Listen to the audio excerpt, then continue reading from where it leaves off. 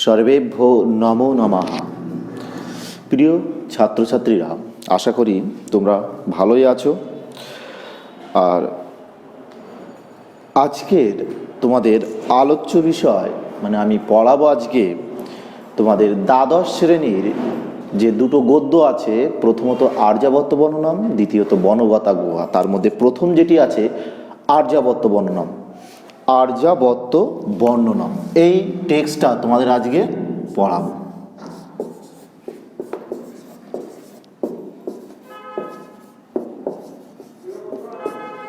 আর্যাবর্ত বর্ণনাম এটা আমাদের দ্বাদশ শ্রেণীর সংস্কৃত সিলেবাসের মধ্যে প্রথম গদ্য। এটি আর্যাবর্ত বর্ণনাম। এটার লেখক হলেন ত্রিবিক্রম ভট্ট। আর্যাবর্তনাম বর্ণনা প্রসঙ্গে আসার আগে আমি একটু কবি সম্বন্ধে দু একটা কথা বলবো। এবং তোমরা প্রত্যেকে অবশ্যই বোর্ডের যে টেক্সট বইটা ফলো করলে প্রথমেই ইন্ট্রোডাকশানে এগুলো পাবে। আমি যেগুলো বলছি সেগুলো অবশ্যই পড়বে, কারণ ইন্ট্রোডাকশান থেকে শর্ট আসে। প্রতি বছর ইন্ট্রোডাকশান থেকে সংস্কৃত সিলেবাসে যে কটা টেক্সট আছে তার থেকে দুটো তিনটে করে শর্ট অবশ্যই তোমরা পাবে। অতএব তোমাদের প্রধান কর্তব্য এবং উচিত না টেক্সটের যে ইন্ট্রোডাকশানগুলো আছে, প্রাক কথাগুলো, সেগুলো অবশ্যই তোমরা জানবে। আমরা আজকে কি পড়ব? আর্যাবর্ত বর্ণনাম। এই আর্যাবর্ত বর্ণনাম এর লেখক হলেন কবি ত্রিবিক্রম ভট্ট। এবার ত্রিবিক্রম ভট্ট প্রসঙ্গে যখন আসছে, তিনি ছিলেন দশম শতাব্দীর কবি। ত্রিবিক্রম ভট্ট ছিলেন দশম শতাব্দীর কবি। এই ত্রিবিক্রম ভট্ট তিনি রচনা করেছিলেন প্রথম চম্পু কাব্য। কি রচনা করেছিলেন? চম্পু কাব্য। এর আগে পর্যন্ত তিনি দশম শতাব্দীর কবি ছিলেন, কিন্তু দশম শতাব্দীর আগে পর্যন্ত সংস্কৃত সাহিত্যে যে সমস্ত কাব্য ছিল সেখানে চম্পু নামে কোনো কাব্যই ছিল না। এর আগে যেগুলো ছিল সেগুলো হয় মহাকাব্য, নইলে গদ্যকাব্য, ইত্যাদি ইত্যাদি ইত্যাদি। কিন্তু চম্পু কাব্যের প্রথম সংযোজন ঘটান ত্রিবিক্রম ভট্ট। তার লেখার জাদুতে অসামান্য প্রতিভার স্পর্শে এই চম্পু কাব্যের সৃষ্টি হয়েছে। চম্পু কাব্য আমরা কাকে বলবো? না, সাহিত্য দর্পণে বলা হয়েছে গদ্য পদ্যময়ং কাব্যং চম্পু ইতি অভিধীয়তে। অর্থাৎ গদ্য ও পদ্যের সংমিশ্রণে রচিত কাব্যকে আমরা চম্পু কাব্য বলবো। চম্পু কাব্যের মাহাত্ম্যটা কি? বলছে গদ্য পদ্যের সংমিশ্রণে রচিত হবে, সে ঠিক আছে, কিন্তু আমাদের হিতোপদেশ, পঞ্চতন্ত্র, এগুলো তো গদ্য আছে, কিছু পদ্য আছে, তাহলে সেগুলো চম্পু কাব্য হলো না কেন? তখন তার উত্তরে বলা হচ্ছে যে কাব্যে গদ্য এবং পদ্য সম পরিমাণ থাকবে, মানে সমান সমান থাকবে, কোনো কম বেশি হলে হবে না, 1/3 হলে হবে না, তাহলে আমরা চম্পু কাব্যের ডেফিনেশন, সংজ্ঞায় আমরা কি পেলাম না? গদ্য পদ্যময়ং কাব্যং চম্পু ইতি অভিধীয়তে। গদ্য এবং পদ্যের সংমিশ্রণে রচিত কাব্যকে আমরা কি বলবো? চম্পু কাব্য। তো সেই চম্পু কাব্য রচনা করলেন কে? দশম শতাব্দীর কবি ত্রিবিক্রম ভট্ট। তিনি শাণ্ডিল্য গোত্রের ব্রাহ্মণ ছিলেন। এই ত্রিবিক্রম ভট্ট তিনি শুধু যে ত্রিবিক্রম ভট্ট নামে পরিচিত ছিলেন তা নয়, তার অন্য নামও ছিলেন। সেটা কি না? যমুনা ত্রিবিক্রম ভট্ট। তাহলে ত্রিবিক্রম ভট্টের অপর আরেকটি নাম কি পাওয়া যাচ্ছে না? যমুনা ত্রিবিক্রম ভট্ট। আর তিনি শাণ্ডিল্য গোত্রের ব্রাহ্মণ ছিলেন। তার পিতার নাম ছিল দেবাদিত্য বা নেমাদিত্য। কেউ কেউ বলেন দেবাদিত্য, আবার কেউ কেউ বলেন নেমাদিত্য। অতএব চম্পু কাব্য পড়ার আগে আমরা ত্রিবিক্রম ভট্টের পরিচয় সম্পর্কে একটু পরিচিতি করে নিচ্ছি, কারণ এগুলো অবশ্যই আমাদের প্রয়োজন, পাঠ্য সহায়ক এগুলো। সেই ত্রিবিক্রম ভট্ট তিনি দুটো চম্পু কাব্য রচনা করেন। তার জীবনের দুটো চম্পু কাব্যের নাম পাওয়া যায়। তিনি প্রথম যেটি রচনা করেন সেটি হলো নল চম্পু। এবং দ্বিতীয়টি হলো মদালসা চম্পু। তাহলে সংস্কৃত সাহিত্যে ত্রিবিক্রম ভট্টের দুটি চম্পু কাব্যের কৃতি তিনি রেখে গেছেন, তার লেখনীতে ফুটে উঠেছেন। একটি হলো নল চম্পু, দ্বিতীয়টি হলো মদালসা চম্পু। আমাদের আলোচ্য বিষয় হলো নল চম্পু। এই নল চম্পুটি কি, বিষয়বস্তু কি, এটা কোথা থেকে এসেছে? আমরা প্রত্যেকেই জানি না, যে কোনো সংস্কৃত টেক্সট, গদ্য, পদ্য যাই লেখা হোক না কেন, তার একটা উৎস থাকে, উৎস গ্রন্থ থাকে, সহায়ক গ্রন্থ থাকে। এখানে এই নলচম্পুটাও একটি সহায়ক গ্রন্থ আছে, সেটি হলো আমাদের এপিক মহাকাব্য মহাভারত। সেখানে রাজা নল এবং দময়ন্তীর উপাখ্যান আছে। সেই রাজা নল এবং দময়ন্তীর উপাখ্যান থেকে অনুপ্রাণিত হয়ে তিনি এই নলচম্পু কাব্যটা রচনা করেছেন। কারণ এই নলচম্পুর বিষয়বস্তু হলো রাজা নল এবং দময়ন্তীর প্রেম গাথা। আমরা কম বেশি প্রত্যেকে জানি যে রাজা এবং নল দময়ন্তীর প্রসঙ্গে, সেটা এখন এই ক্লাসে না, অন্য ক্লাসে সেটা আলোচনা করা হবে। আপাতত আমাদের যে টেক্সটে আছে সেটার দিকে যাওয়া যাক। এই নলচম্পু টোটাল 7টা উচ্ছ্বাসে বিভক্ত। সেই 7টা উচ্ছ্বাসের মধ্যে প্রথম উচ্ছ্বাস আমাদের পাঠ্য, যার নাম আর্যাবর্ত বর্ণনাম। এবার আমাদের সেই আর্যাবর্ত বলতে কি বোঝানো হয়েছে? আর্যাবর্ত মানে আমাদের টেক্সটে গেল, টেক্সটের নাম, তার মানে আর্যাবর্ত বর্ণনামে উৎসে কি পাওয়া গেছিল না, নলচম্পু। সেখান থেকে আর্যাবর্ত বর্ণনাম কি করে আসছে না, সেখানে ছিল বিষয়বস্তু ছিল রাজা নল এবং দময়ন্তীর প্রেম গাথা। কিন্তু আমাদের এখানে কি হলো না, আমাদের টেক্সটে যারা টেক্সট নির্বাচন করেছে, সেই নল দময়ন্তীর প্রথম উচ্ছ্বাসের কিছু অংশ, তার নাম কি আর্যাবর্ত বর্ণনাম। সেই আর্যাবর্ত বর্ণনাম, আর্যাবর্ত মানে আর্যরা যেখানে বারবার আবর্তিত। আর্যাবর্ত কথার অর্থ কি? আর্যরা বারবার যেখানে আবর্তিত মানে জন্মগ্রহণ করে, বারবার আবর্তিত বা বিচরণ করেন। আর্যদের বিচরণ ভূমি বা জন্মস্থান হলো আর্যাবর্ত। সেই আর্যাবর্তের বর্ণনা করা হচ্ছে। আমাদের ইতিহাস বলে দিচ্ছে দ্বাদশ শতাব্দীতে ভারতবর্ষের একটি সমৃদ্ধশালী রাজ্য ছিল এই আর্যাবর্ত। সেই আর্যাবর্তে কি ছিল বা তার বর্ণনা সম্পর্কে এখানে আলোচনা করা হবে। সেই এছাড়াও এখানে আরও কিছু প্রাককথন পাওয়া যাচ্ছে। আমাদের তো টেক্সট আর্যাবর্ত পাওয়া গেল, কিন্তু সংস্কৃত সাহিত্যে টোটাল 18টা চম্পু কাব্যের উল্লেখ পাওয়া যায়। 18টা চম্পু কাব্য। আমরা তো দুটো চম্পু কাব্যের নাম জেনেই গেলাম আমাদের পাঠ্য অনুসারে বা ত্রিবিক্রম ভট্টের অবদান। প্রথমত নলচম্পু, দ্বিতীয়ত মদালসা চম্পু। এছাড়াও আছে ভাগবত চম্পু, রামায়ণ চম্পু ইত্যাদি ইত্যাদি। তাহলে আমরা এখান থেকে কি পাচ্ছি না, চম্পু কাব্যের স্রষ্টা কে না, শ্রী ত্রিবিক্রম ভট্ট, এবং তার রচিত প্রথম চম্পু কাব্যের নাম কি, নলচম্পু। এবার আমরা আমাদের যে চম্পু কাব্যের নলচম্পুর যে পাঠ্য, তাতে আমাদের যাওয়া যাক। এই কাব্যটা আমরা যদি লক্ষ্য করি, মানে প্রথম থেকে পড়া শুরু করি, মানে আর্যাবর্ত বর্ণনামা আমাদের যেটা পাঠ্য সিলেবাস নির্বাচিত করা হয়েছে, এখানে পুরোটাই আর্যাবর্তের বর্ণনা দেওয়া হয়েছে। মানে আর্যাবর্ত নামে একটি নগর বা দেশ, সেটা তার বর্ণনা আমরা এখানে সুন্দরভাবে ফুটিয়ে তোলা হয়েছে।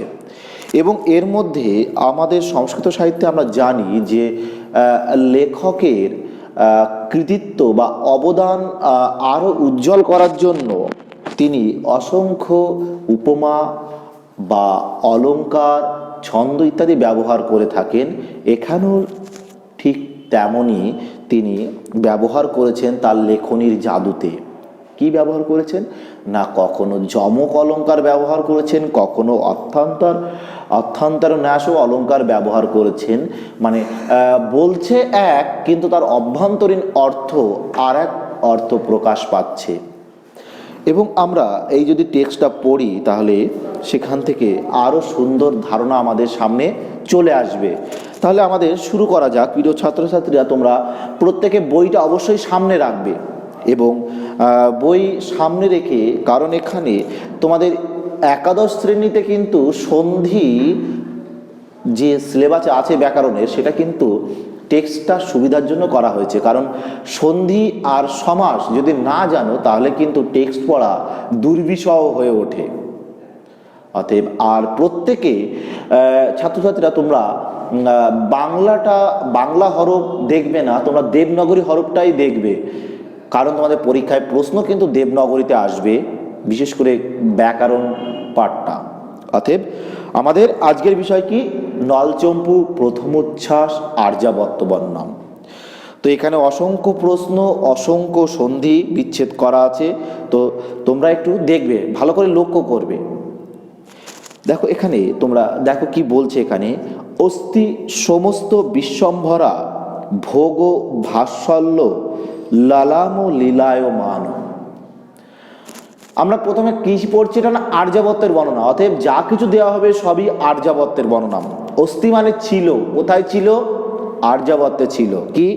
সমস্ত বিশ্বম্ভরা মানে সমস্ত পৃথিবীর, ভোগ ভোগ্য বস্তু, ভাস্বল্য মানে সৌন্দর্য, লালাম মানে লীলায়মান, উজ্জ্বল, ভাস্বল মানে উজ্জ্বল, লালাম মানে সৌন্দর্য, লীলায়মান মানে বিরাজমান, মানে পৃথিবীর সমস্ত ভোগ্যবস্তু, সৌন্দর্য এবং উজ্জ্বল এই আর্যাবর্তে বিরাজমান ছিল। তাহলে প্রথমে কি কি পাচ্ছি না, অস্থি মানে ছিল, সমস্ত বিশ্বম্ভরা মানে সমস্ত পৃথিবীর, ভোগ মানে ভোগ্যবস্তু, ভাস্বল মানে উজ্জ্বল, উজ্জ্বল, লালাম মানে সৌন্দর্য, লীলায়মান মানে বিরাজমান। সমান সেব্যতয়া নাক লোকস্য। সমান সেব্যতয়া নাক লোকস্য, সমান মানে সম সুবিধাযুক্ত ছিল, সম সেবাযুক্ত ছিল। কিসের?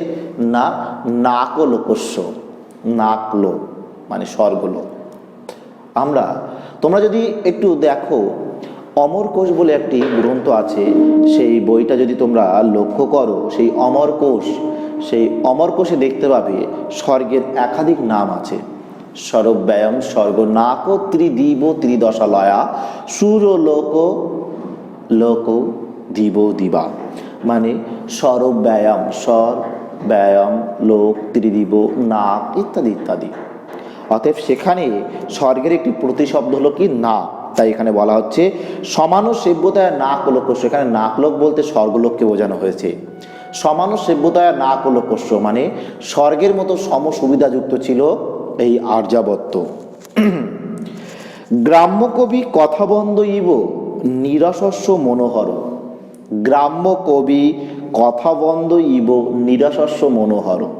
গ্রাম্য কবিদের রচনা যেমন, গ্রাম্য কবি বলতে কি বোঝানো হয়েছে? কারণ আগে আমাদের যারা গ্রাম অঞ্চলে থাকতো, তাদের গ্রামে চারণ কবি, বাউল সম্প্রদায়, তারা গান গেয়ে গেয়ে তারা ভিক্ষাবৃত্তি করতো বা জীবন ধারণ করত, সেই তাদেরকে বলা হচ্ছে গ্রাম্য কবি। তো সেই গ্রাম্য কবিদের কথাবন্ধ, গ্রাম্য কবিদের রচনা যেমন নিরসস্য মনোহর, নিরস ব্যক্তিদেরকে আনন্দ প্রদান করে। নিরস মানে দুঃখী ব্যক্তিদেরকে আনন্দ প্রদান করে, তেমনি আমি প্রথমেই বলেছি এখানে যে লাইনগুলো আছে আর্যাবর্তের, তার টেক্সটের মানে এক আর এর ভিতরে আর একটা অর্থ প্রকাশ করে। এখানে সেই লাইনটা, এখানে সেই সেম একই হচ্ছে। দেখো তোমরা যে কি বলছে না, গ্রাম্য কবি কথাবন্ধ ইব নিরসস্য মনোহর, মানে গ্রাম্য কবিদের রচনা যেমন নিরস মানে দুঃখী ব্যক্তিদের আনন্দ প্রদান করে, দান করে, তেমনি আর্যাবর্ত ছিল জল এবং শস্যতে পরিপূর্ণ। কারণ আমরা জানি আমাদের ভারতবর্ষে বিশেষ করে যে আমাদের যদি পর্যাপ্ত পানীয় জল এবং শস্যটা ঠিক মতন হয়ে যায়, আমরা ভারতবাসীরা খুব হ্যাপি, সুখী। তা এখানে তেমনি আর্যাবর্তে জল এবং শস্য পর্যাপ্ত থাকা এখানকার অধিবাসীরা সবসময় কি থাকতো? সুখেই থাকতো। তাই এখানে তেমনই বলা হচ্ছে গ্রাম্য কবি কথাবন্ধ ইব নিরসস্য মনোহর। গ্রাম্য কবিদের রচনা যেমন নিরস মানে দুঃখী মানুষদেরকে আনন্দ প্রদান করে, তেমনি আর্যাবর্ত ছিল সর্বদা জল এবং শস্যতে পরিপূর্ণ। ভীম ইব ভারত অলঙ্কার ভূত। ভীম, আমরা মধ্যম ব্যয়, মধ্যম পাণ্ডব, পাণ্ডব সম্পর্কে মধ্যম পাণ্ডব কাকে জানি না? ভীম, মহাভারতের পঞ্চ পাণ্ডবের মধ্যে মধ্যম পাণ্ডব হলো ভীম। সেই বলছে ভীম ইব ভারত অলঙ্কার ভূত। ভীম যেমন মহাভারতের অলঙ্কার ছিল, তেমনি ভারতের অলঙ্কার ছিল এই আর্যাবর্ত। অগ্রণী সর্ব বিষয় নাম, এবং সমস্ত দিক থেকে এই আর্যাবর্ত ছিল অগ্রণী, সবার আগে। অনধিত ব্যাকরণ ইব অদৃষ্ট প্রকৃতি নিপাত উপসর্গ লোপ সবর্ণ বিকার। অনধিত ব্যাকরণ মানে যিনি ব্যাকরণ কখনো অধ্যয়ন করেননি তার কাছে ইব অদৃষ্ট মানে অদেখা মনে হবে। কোনগুলো? প্রকৃতি, নিপাত, উপসর্গ, লোপ, সবর্ণ বিকার। এগুলো যারা ব্যাকরণ নিয়ে পরবর্তীকালে পড়বে, তোমরা উচ্চ মাধ্যমিকের পরে সংস্কৃত অনার্স নেবে বা এমএতে মাস্টার্সে গিয়ে তোমরা যারা স্পেশাল পেপার ব্যাকরণ নেবে তারা জানতে পারবে প্রকৃতি নিপাত একটা ব্যাকরণের পাঠ। প্রকৃতি নিপাত, প্রকৃতি, প্রকৃতি মানে হলো যে শব্দগুলো হচ্ছে রাম সু। তোমরা যে শব্দরূপ পড়েছো সেখানে রাম সু মানে ওখানে সুবিভক্তি, সেই সুপের যে আমি যদি নর শব্দের সঙ্গে সুবিভক্তিটা যোগ করি তাহলে নর হলো প্রকৃতি। নিপাত, নিপাত বলতে কি বোঝানো হয়েছে? নিপাত অব্যয়গুলোকে, আমরা যেগুলোকে অব্যয় বলি সেগুলো হলো নিপাত। উপসর্গ, আমরা প্রত্যেকে জানি উপসর্গ কোনগুলো? 20টি, বাংলায় সংস্কৃতে 22টি উপসর্গ আছে। পুরোপুরা অফ, সমন, অব, নিশ, নিশ, দূর, দূরবি, আং, নি, অদি, অপি, প্রতি, পরি, উপ। উপসর্গ সবর্ণ বিকার, আমরা সন্ধির ক্ষেত্রে দেখেছি কখনো বর্ণ বিকার হচ্ছে, কখনো এ হচ্ছে, কখনো ও হচ্ছে, কখনো অব হচ্ছে, কখনো আব হচ্ছে, কখনো চর জায়গায় তালবুসা হচ্ছে, ইত্যাদি ইত্যাদি। এগুলো হলো সবর্ণ বিকার। অতএব এগুলো সবই ব্যাকরণের বিষয়। এখানে কবি এটাই বলতে চাইছেন, যিনি ব্যাকরণ পড়েননি তার কাছে অদেখা মনে হবে কোনগুলো? প্রকৃতি, নিপাত, লোপ, উপসর্গ, সবর্ণ বিকার। কিন্তু এর দ্বারা কবি আর একটা অভ্যন্তরীণ অর্থ প্রকাশ করেছেন। কি করেছেন? মানে এই আর্যাবর্তে প্রথমত গেল তো যিনি ব্যাকরণ পড়েনি তার কাছে এগুলো অদেখা মনে হবে। দ্বিতীয়ত আর্যাবর্তে দেখা যেত না, আমি সেটা পরে বলছি। ইব অদৃষ্ট, কি দেখা যেত না? অদেখা ছিল। কি? প্রকৃতি নিপাত মানে ফোড়া জাতীয় ঘা, উপসর্গ মানে চোরের উপদ্রব, লোপ ব্রাহ্মণাদয় দেবদত্তদয়ের নিয়ম মেনে সবাই কথা মতন সবাই চলতো, এবং বর্ণ বিকার, সবর্ণ বিকার মানে আর্যাবর্তে কোনো বর্ণ ব্যবস্থা ছিল না। পশুপতি জটাবন্ধ ইব বিকশিত কনক কমল কুবলয় উচ্ছলিত রজপুঞ্জ পিঞ্জরিত হংস অবতংশয়া। বলছে পশুপতি জটাবন্ধ হইব, আমরা সবাই জানি দেবাদিদেব মহাদেবের জটা যেমন, শিবের যে জটা সেই জটা যেমন আবদ্ধ থাকে, তেমনি বিকশিত মানে প্রস্ফুটিত, ফুটে থাকে। কি? কনক কমল কুবলয় উচ্ছলিত রজপুঞ্জ পিঞ্জরিত হংস অবতংশয়া। প্রচুর পরিমাণে ফুটে থাকে মানে কি? কনক কমল স্বর্ণপদ্ম, কুবলয় নীল পদ্ম। মানে এখান থেকে এটাই বলতে চাইছে শিবের জটা যেমন সুন্দরভাবে ফুটে থাকে, তেমনি আর্যাবর্তে ফুটে থাকতো স্বর্ণপদ্ম, নীল পদ্ম, যেগুলি থেকে উচ্ছলিত মানে ঝরে ঝরে পড়তো কি? রজপুঞ্জ পরাগরাশি, পিঞ্জরিত হংস অবতংশয়া, এবং পিত বর্ণের হাঁসেরা অবতংশয়া, মানে সেখানে তারা চলাচল করত বা চড়ত। কি না, প্রচুর চলত চকর চক্রবাক কারণ্ডাব মণ্ডলী মণ্ডিত তীরয়া। এবং সেই আর্যাবতের নদীর তীরগুলিতে প্রচুর পরিমাণে চলত চকর চক্রবাক কারণ্ডব মানে সারস প্রভৃতি পাখি মণ্ডলী মানে দলবদ্ধভাবে তারা ঘুরে বেড়াতো, নদীর তীরগুলিতে তারা শোভা বৃদ্ধি করত। ভগীরথ ভূপাল কীর্তি পতাকায়া স্বর্গ গমন সোপান বিথীয় মান রিঙ্গত রঙ্গয়া। ভগীরথ ভূপাল, ভূপাল ভূ কথার অর্থ হলো পৃথিবী, পাল মানে পৃথিবীকে পালন করেন যিনি, তাকে বলা হয় ভূপাল। সেই ভূপাল কথা বলতে এখানে বলা হচ্ছে ভগীরথকে। এখানে ভগীরথ প্রসঙ্গে আমরা আসলে একটা কথা আমাদের মনে পড়ে এবং তার প্রধান কীর্তি আমরা কি জানি না, সগর বংশের সেই হাজার পুত্রদেরকে আত্মাকে উদ্ধার করার জন্য যে একে একে সগর বংশে যে সমস্ত রাজারা তপস্যা করেছিল তাদেরকে সেই পূর্ণ আত্মাকে উদ্ধার করার জন্য, সেই তাদেরকে উদ্ধার করতে একমাত্র সমর্থ হয়েছিল রাজা ভগীরথ। সেই ভগীরথের পূর্ণ কীর্তি কি না, তিনি স্বর্গ থেকে গঙ্গাকে মর্তে নিয়ে এসেছিলেন। এখানে সেই ভগীরথের কথাই বলা হচ্ছে, রাজা ভগীরথের পূর্ণ কীর্তি পতাকায়া। রাজা ভগীরথের পূর্ণ মানে কীর্তি, পবিত্র কীর্তি পতাকায়া স্বরূপ স্বর্গ গমন সোপান বিথীয় মান রিঙ্গত তরঙ্গয়া।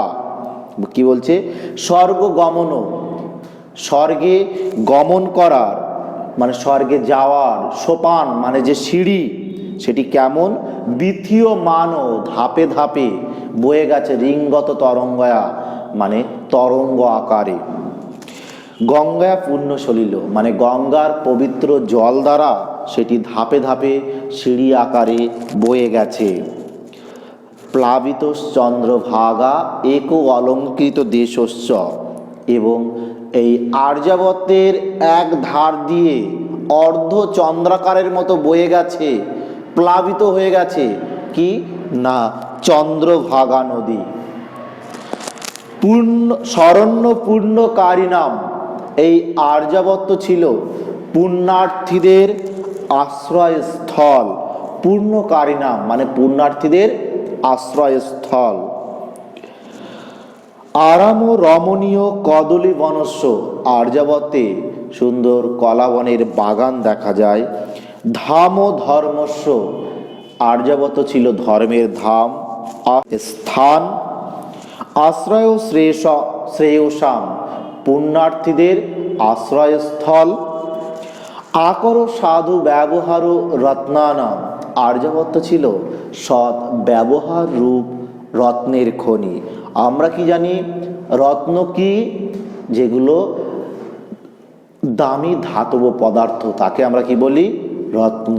কিন্তু আর্যাবত্যের প্রধান রত্ন কি ছিল? সৎ ব্যবহার, সাধু ব্যবহার। সেই জন্যই এখানে বলা হলো আকর মানে খনি ছিল, সাধু ব্যবহার ও রত্নানাম, সৎ ব্যবহারের খনি ছিল আর্যাবত্যে। আচার্য ভবনাম আর্য মর্যাদা উপদেশানাম আর্যাবত্ত নাম দেশ। আচার্য ভবনাম, এই আর্যাবত্যে ছিল আচার্যদের ভবন অর্থাৎ গুরুকুল। আর্যাবত্ত কি ছিল? গুরুকুল ব্যবস্থা কেন্দ্রিক। সেই গুরুকুলে কি হতো? আর্যদের যে হিত মানে আর্যদের উপকার হবে এমন উপদেশ প্রদান করা হতো সেখানে। এই যে এতক্ষণ যে বিশেষণগুলো বলা হলো, এবার এসে বলা হচ্ছে না আর্যাবত্ত নাম দেশ, মানে আর্যাবত্ত নাম দেশে এখানে এগুলো দেখা যেত। মানে আর্যাবত্যের বর্ণনা প্রসঙ্গে এখানে প্রথম প্যারা মানে প্রথম লাইনে তোমরা একটু লক্ষ্য করলে দেখতে পাবে যে অস্থি থেকে শুরু করেছে আর দেশে গিয়ে একটা পূর্ণচ্ছেদ অর্থাৎ দাড়ি পড়েছে। অতএব প্রথম লাইনটাই হলো একটা প্যারা। এখানে এটাই বলা হচ্ছে যে এই যে বিশেষণগুলো বলা হলো সেগুলো সব কোথায় দেখা যেত না আর্যাবর্তে, মানে আর্যাবর্ত নামে যে দেশ ছিল সেখানে এগুলো দেখা যেত। অর্থাৎ প্রথম প্যারাতে আমরা যদি ভালো করে লক্ষ্য করি বা পড়ি তাহলে এখানেই কিন্তু আর্যাবর্তের যে বর্ণনা প্রায় অধিকাংশটা পাওয়া গেছে এবং এখানে সুন্দর সুন্দর কথা বলেছে যে আর্যাবর্ত সম্পর্কে। তো ছাত্রছাত্রীরা প্রথমে এটা ভালো করে দেখতে হবে, পড়তে হবে এবং সন্ধি বিচ্ছেদ অবশ্যই করতে হবে, এবং সন্ধি বিচ্ছেদ না করতে পারলে কিন্তু এই টেক্সট পড়া একদম বৃথা। আর একটা কথা মাথায় রাখবে, এখানে প্রত্যেক প্রায় কিছু কিছু লাইন আছে যার দ্বৈত অর্থ, মানে দুটো করে অর্থ প্রকাশ পাচ্ছে।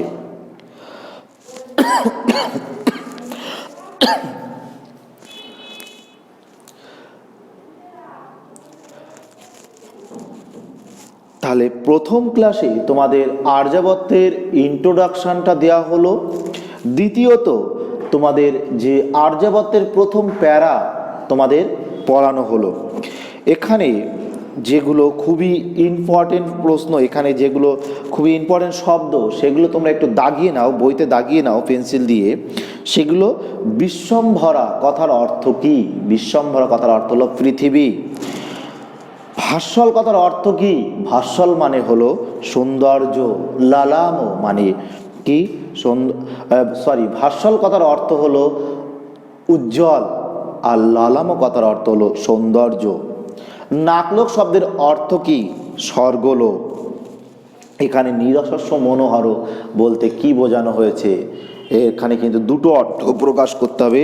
একটি হলো দুঃখী ব্যক্তিদেরকে মনোরঞ্জন করা, দ্বিতীয়ত হলো আর্যাবর্ত ছিল জল এবং শস্যতে পরিপূর্ণ। এখানে ভারত অলঙ্কারভূত বলতে কার কথা বলা হয়েছে? এখানে অবশ্যই বলতে হবে যে ভীমের কথা। ভীম যেমন মহাভারতের অলঙ্কার ছিল তেমনি ভারতের অলঙ্কার ছিল এই আর্যাবর্ত। যিনি ব্যাকরণ জানেন না তার কাছে কোনগুলো অদেখা মনে হবে? যিনি ব্যাকরণ জানেন না তার কাছে অদেখা মনে হবে প্রকৃতি, নিপাত, উপসর্গ, লোপ, সবর্ণ প্রভৃতি। এগুলো তার কাছে অদেখা মনে হবে। এবং আর্যাবর্তে কি দেখা যেত না? আর্যাবর্তে কি দেখা যেত না? না আর্যাবর্তে বংশচ্যুতি, চোরের উপদ্রব, ফোড়া জাতীয় ঘা, বর্ণ ব্যবস্থা, দেবদত্তদয় প্রভৃতি দেখা যেত না। এবং এখানে কনক কমল বলতে কি বোঝানো হয়েছে? এখানে কনক কমল বলতে স্বর্ণপদ্মকে বলা হয়েছে বা বোঝানো হয়েছে। কুবলয় কথার অর্থ কি? না নীল পদ্ম। এবং এখানে রজপুঞ্জ বলতে কি বোঝানো হয়েছে? অবশ্যই বলবে তোমরা, না পরাগ রাশি। এবং আর্যাবর্তে কোন কোন পাখি দেখা যেত? না প্রচুর পরিমাণে চকর, চক্রবাক, সারস প্রভৃতি পাখি দেখা যেত। আর্যাবর্তকে অর্ধচন্দ্রাকারের মতন কোন নদী দেখা যেত? তোমরা অবশ্যই কিন্তু বলবে চন্দ্রভাগা নদী। এবং আর্যাবর্ত কিসের বাগান দেখা যেত? আর্যাবর্তে কি বলবে? না কদলী বনের বাগান। এখানে আরাম শব্দের অর্থ হলো বাগান বা উদ্যান। আর্যাবর্তে কিসের রত্নের খনি ছিল? সৎ ব্যবহার রূপ রত্নের খনি ছিল আর্যাবর্তে। এবং আর্যাবর্তের শিক্ষা ব্যবস্থা কেমন ছিল? না আর্যাবর্তের শিক্ষা ব্যবস্থা ছিল গুরুকুল কেন্দ্রিক। তো প্রিয় ছাত্রছাত্রী, এখান থেকে তোমরা এইভাবে পড়তে হবে তোমাদের টেক্সটটা। তাহলে তোমাদের যে কোনো প্রশ্ন যেভাবে আসুক না কেন তোমরা নিমেষেই তার উত্তর দিতে পারবে। এবং আশা করছি তোমরা সবাই বুঝতে পারছো। যদি তাও নাও বুঝতে পারো আমাকে অবশ্যই জানাবে। সুস্থ থাকো, ভালো থাকো, সুন্দর থাকো।